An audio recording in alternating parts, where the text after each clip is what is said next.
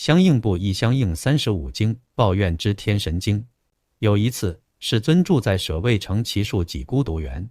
那时深夜时分，许多抱怨之天神以绝妙容色照亮整个祇园，来到世尊跟前。来到后，站在空中的一位天神在世尊面前说了这首偈颂：若人自身一种样，却向他人另一说，如同骗子行欺诈，偷食他人之所有。应做之事才可说，不为之事莫妄言。智者能知不行者，空谈之人之本性。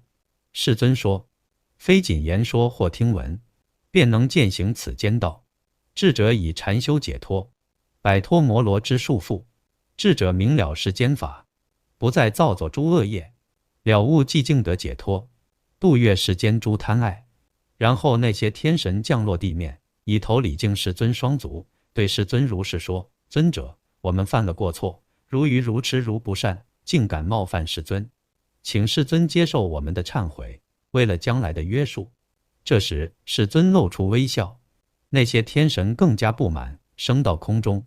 一位天神在世尊面前说了这首偈颂：若人不接受他人之忏悔，心怀嗔恚者，必将结心怨。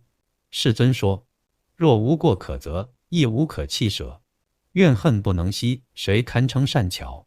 天神问：谁无可责过？谁无可弃舍？谁不现迷妄？谁常住正念？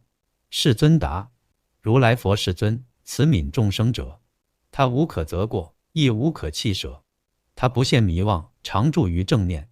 天神说：若人不接受他人之忏悔，心怀嗔恚者，必将结心怨。